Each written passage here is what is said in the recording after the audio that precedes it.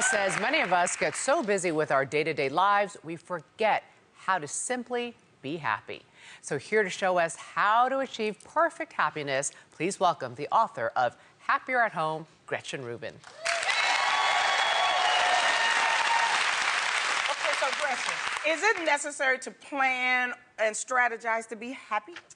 Yeah, it turns out studies show that some people are naturally more cheerful than others. About 50% of happiness is genetically determined.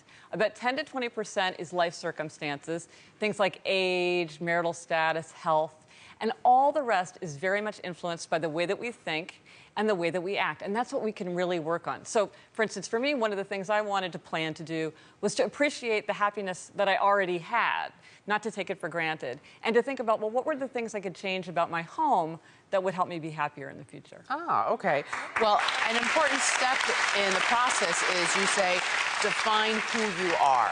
How do you do that? Well, knowing yourself is so important for happiness. So are you a person who needs to resolve to do it now or to wait? To get organized or don't get organized?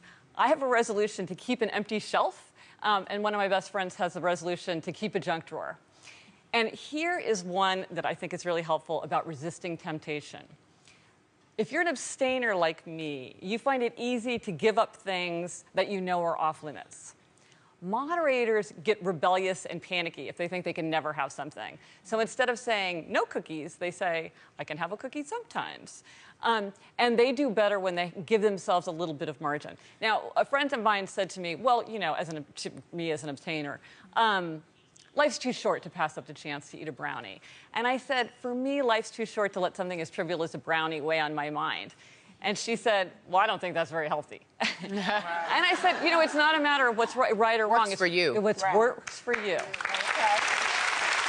So you suggest to make a resolution chart? Yeah. A resolution, what is that? So a chart, you write down your actual resolutions, and that's good because it forces you to be specific, not just some vague generalities. And also you get that feeling of progress from checking things off the list, and a sense of control, which turns out is very important for happiness.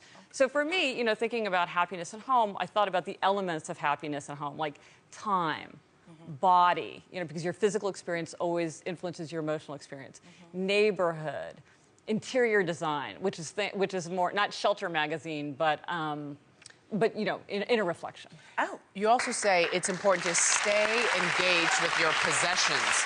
What does that mean?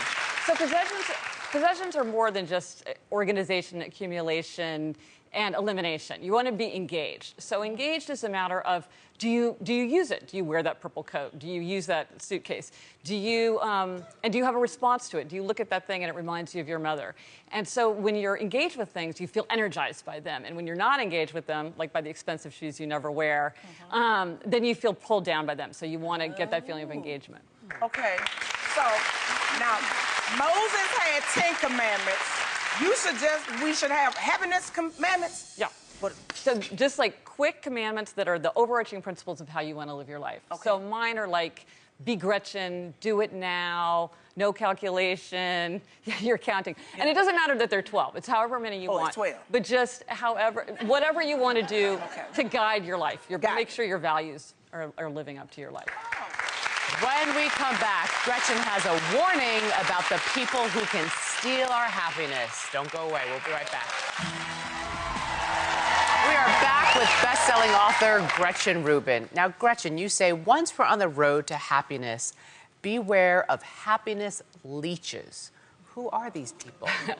Well, happiness has a surprisingly mixed reputation. There's an assumption that people find happy people annoying and shallow. But in fact, people are attracted to happier people because they tend to be more energetic, more enthusiastic, more sociable, more altruistic. Right.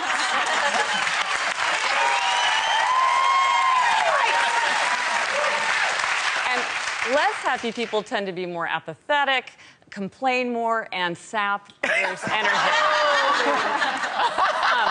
Yes, they do.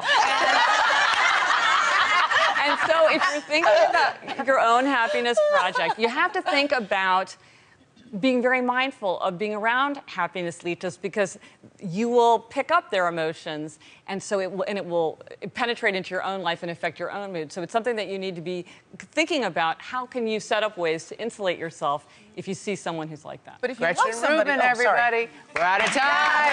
Thank you, Gretchen. Gretchen's book, Happier at Home, is in stores now.